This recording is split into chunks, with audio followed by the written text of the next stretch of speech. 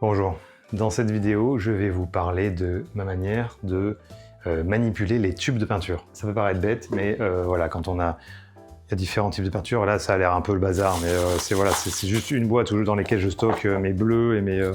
c'est un peu mélangé là.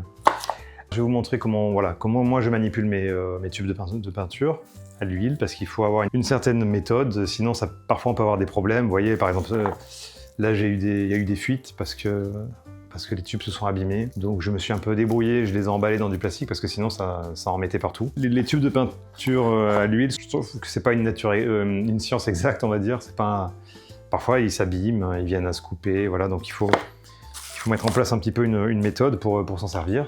Par contre, ça c'est mes gros tubes. Là, dans cette vidéo, je vais vous expliquer un petit peu comment on manipule tout ça. Et voilà, comment on gère la quantité d'huile, parce que souvent, il y a beaucoup d'huile. Ce sont des couleurs industrielles, donc voilà, c'est pas toujours égal, on va dire.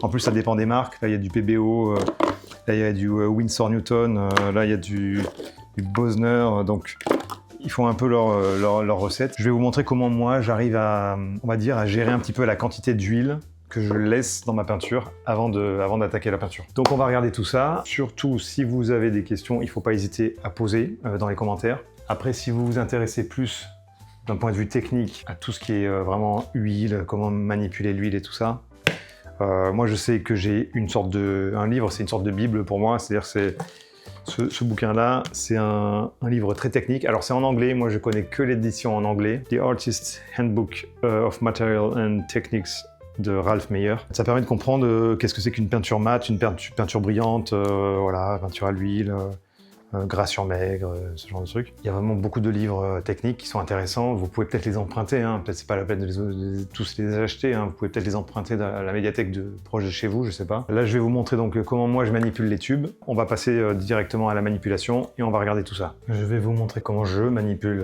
la peinture à l'huile, les tubes plus spécifiquement. Je vais vous montrer un petit peu comment je les range et aussi comment on les manipule. Là, on est dans mon atelier, mais enfin, normalement, je laisse pas les choses comme ça. C'est jamais comme ça, tout est rangé. Là, c'est juste pour vous montrer, pour survoler un petit peu le matériel que j'utilise. Déjà, pour commencer, j'ai beaucoup de stock de peinture parce que je veux pas être à court et parfois, ça m'arrive de commencer des grands formats. J'ai une bonne consommation de blanc de titane, voilà, donc je sais que j'ai toujours un stock. Voilà, ça c'est tout neuf.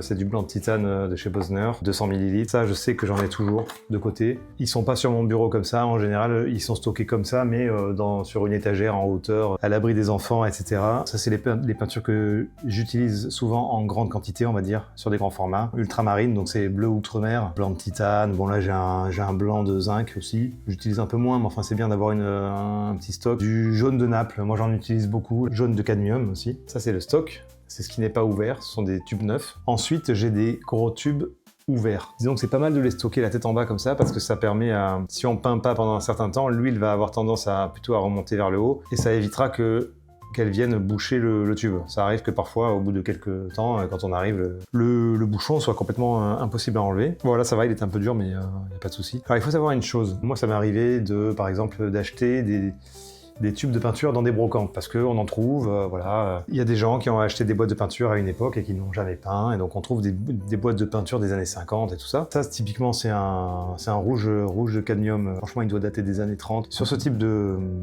tubes, souvent bouchés, parce qu'en fait, ils sont complètement verrouillés, là, on va dire. Il y a une technique très simple qui consiste à faire bouillir de l'eau. Et ensuite, alors vous pouvez le mettre dans un petit bac en plastique, par exemple, pour pas vous brûler, hein, parce que ça peut être dangereux quand même. Et il faut verser très précisément, on va dire, un filet d'eau brûlante sur cette partie-là, sur le bouchon-là.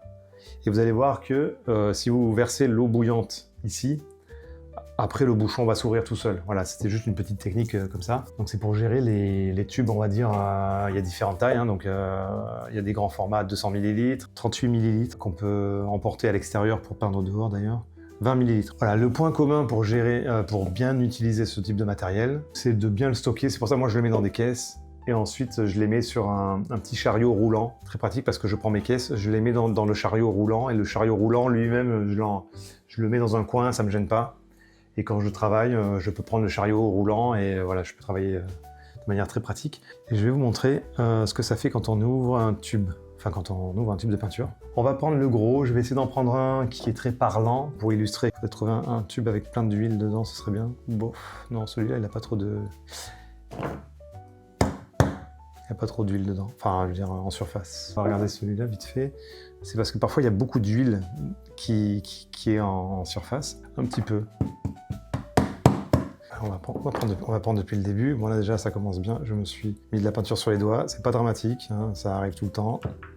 Voilà, et surtout c'est de s'essuyer rapidement, et puis voilà, pour pas en mettre partout. Donc voilà, la différence entre un tube, voilà, un tube neuf et un tube qui est entamé, là on voit bien qu'il est tout droit, tout bombé, voilà, il est nickel quoi. Il faut faire attention à une chose, il faut essayer de bien enrouler. Voilà, déjà, celui-là il a mal, je l'ai pas très bien suivi on va dire. Et vous voyez, il a commencé à fuir, des petites fuites. Parce que je pense que ça fait longtemps que j'ai pas trop dû l'utiliser celui-là. C'est quoi comme jaune? Jaune moyen véritable, oui, c'est pas grave. En tout cas, je l'ai pas utilisé depuis un petit moment, on dirait. Donc voilà, il y a des morceaux on dirait de l'huile qui a fui, je sais pas, là, ça a coagulé. Donc déjà, ce que vous pouvez faire, on va venir enrouler un petit peu, parce qu'il y a déjà une languette là. Progressivement, on va enrouler un peu la languette comme ça. Bon là, je le fais une fois, c'est pour que vous compreniez le principe. Et en fait, au fur et à mesure que vous allez consommer la peinture, il va falloir tac, tac, tac, tac, tac, tac, enrouler. Voilà, comme ça, vous allez...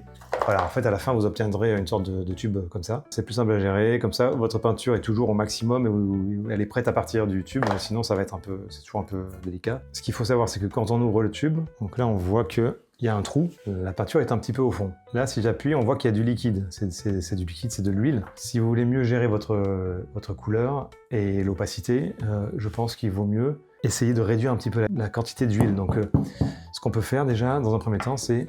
Déjà, là, je vais nettoyer un petit peu le pourtour du tube. Et c'est ça qui fait ensuite que ça risque de se verrouiller. Il risque de se bloquer plus tard si je fais pas attention. Donc c'est pas grave, hein, on essuie, on enlève des petits morceaux de peinture, c'est pas vraiment du gaspillage, hein, c'est du nettoyage. Et là, regardez, si j'appuie, qu'est-ce qui se passe? Ça le fait pas trop, c'est pas le bon exemple, mais il y a un peu, on voit qu'il y a du liquide dedans. Ah oui, bah là c'est pas mal. Là, vous voyez, la peinture est elle est à ras-bord. Quand on sait pas quoi faire, ça peut être un peu stressant, on se dit, oh mince, comment je vais faire? Ça va déborder, tout ça.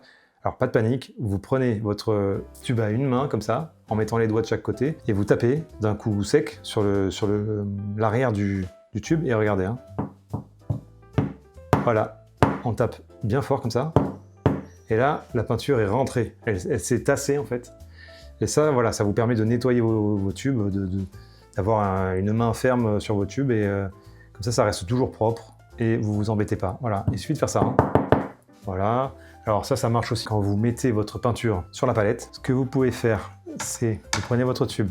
Je vais vous montrer, il y a un petit coup de main à avoir, simple mais ferme qu'il faut avoir. C'est-à-dire que voilà, je vais déposer ma peinture là. Donc tout bêtement, hein, avec une main. Alors là, on voit qu'il y a de l'huile. Il y a beaucoup d'huile. Ça me plaît pas trop. Ce que je vais faire, dans un premier temps, avant de mettre la peinture sur la palette, je vais tapoter sur un chiffon. Alors regardez, c'est tout simple, hein, on fait comme ça.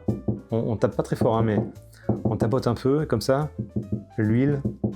Déjà, on épure un petit peu, on enlève un petit peu d'huile. Voilà, c'est bon. Ensuite, en pressant entre le pouce et l'index, je vais venir déposer une noisette, comme ça. Et puis c'est un coup ferme, quoi. C'est-à-dire qu'on y va, on tac, on pousse.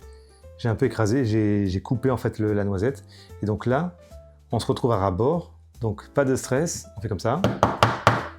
Et voilà, on est reparti au fond, il n'y a pas de souci. On essuie, et puis c'est bon. Donc là, vous avez un tube qui est en bon état, vous allez pouvoir le garder longtemps. Ça, c'était pour vous montrer comment est-ce qu'on utilise le tube pour déposer, pour déposer la peinture sur la palette, et pour épurer un petit peu l'huile aussi, parce qu'il ne faut pas avoir trop d'huile dessus. Voilà, donc le stockage, vous voyez, bon là, moi j'ai mis un peu, c'est un peu en vrac, hein, c'est pas... Alors j'essaye quand même de garder une cohérence, c'est-à-dire que je mets d'un côté mes rouges, mais il y a des rouges, rosés, tout ça. Les jaunes d'un autre côté, voilà, c'est plus pour moi, pour me les retrouver après, pour pas perdre trop de temps. Et il faut faire attention parce que parfois les gros tubes, si vous les stockez mal, ben, ils vont se percer les uns les autres, quoi. Et là, on voit bien que celui-là, il a percé, je pense qu'il a percé celui-là. Bref, c'est des petits, voilà, c'est pas très grave, mais c'est de la gestion de tube, quoi. Il faut essayer de bricoler, de maintenir un peu son matériel en état et propre. Une petite astuce aussi qui va consister à soustraire le surplus d'huile de votre tube. J'ai pris un petit morceau de carton. Il faut vraiment éliminer le surplus d'huile. Quand je dépose mes couleurs là, on voit bien, hein, ça coule pas. C'est-à-dire que si vous déposez directement la peinture comme ça sortie du tube, très souvent il y a de l'huile vraiment liquide, ça va couler et ça va vous gêner déjà pour faire vos mélanges sur la palette, mais surtout ça va vous empêcher d'avoir une belle peinture, Moi, ce que je vous conseille, c'est de prendre votre tube. Pas obligé de le faire tout le temps, hein. Moi, je le fais pas tout le temps. Il y en a qui le font tout le temps. Je crois que Luciane Freud le faisait souvent pour ses portraits. Ce que vous pouvez faire, c'est prendre. Donc, vous faites ce que j'ai fait sur la palette. Mais on va le faire sur un carton. Un carton le plus simple possible. On va faire comme ça. On va essayer. Voilà, on fait une petite noisette comme ça. Pareil, hein, toujours pareil. Je tape là pour bien piler la peinture. Ensuite, hop, j'essuie et on est bon, on est propre. Vous voyez là c'est un peu sale. Bon, c'est pas. Là, je fais un peu le maniaque, mais c'est pour vous montrer. Voilà, on peut essuyer aussi un petit peu comme ça, c'est pour éviter que ça soit bouché dans quelques jours. Voilà, et on va venir ranger la peinture. Donc, là, on voit déjà que l'huile a commencé à se faire absorber par le carton. Je ne sais pas si vous le voyez bien, ouais, je pense qu'on le voit. Ça commence à être absorbé. Cette technique, si vous voulez la pratiquer, moi je vous conseille de déposer votre peinture comme ça. Ah ouais, celui-là il est plein d'huile. Ah ouais, il est plein d'huile, ça va être un bon exemple. Donc regardez, hein. Donc là je fais ça. Oh là là, là il y a beaucoup d'huile. Ce tube-là, je ne l'ai pas trop bien entretenu, je dois avouer. Donc je vais y faire attention, on va l'essuyer. Vous voyez là, ça, il est abîmé, celui-là il fuit, hein, ça c'est un problème. Alors quand ça fuit comme ça, pas de panique. Ce que vous pouvez faire, c'est prendre un petit sac plastique. Alors c'est pas joli, d'accord, mais moi c'est ce que je fais, j'emballe avec du plastique. Et puis voilà, ça me permet de travailler avec les mains propres et de ne pas en mettre partout. Ça c'est une bonne astuce. Je vous conseille donc de faire ça la veille par exemple. Imaginez que vous vouliez peindre demain matin. Ce soir, avant de vous coucher, vous mettez les couleurs que vous allez utiliser demain et vous le mettez sur le carton comme ça. Et le carton va littéralement boire l'huile. Et demain, avec la spatule, vous viendrez récupérer votre peinture qui sera du coup beaucoup moins huileuse, qui sera plus sèche, qui aura plus de consistance. C'est une technique quand même assez utile. Moi, j'avoue que je le fais pas tout le temps et on sent vraiment la différence parce que l'huile est beaucoup plus, plus mate. Enfin, pas l'huile, pardon, la peinture. Hein, c'est une technique pour dégraisser. On vient de voir un petit peu comment je vous conseille de manipuler vos tubes de peinture. Je pense que si vous arrivez à intégrer ces réflexes dans votre pratique, vous allez gagner beaucoup de temps, vous allez économiser de la peinture. C'est une question d'économie, une question de responsabilité, quoi. C'est-à-dire que comme ça, on n'utilise pas trop de peinture, on essaye de minimiser un peu les coûts. C'était ce que je voulais vous transmettre aujourd'hui sur ça, en toute modestie, hein, parce qu'il y a sûrement d'autres manières de faire.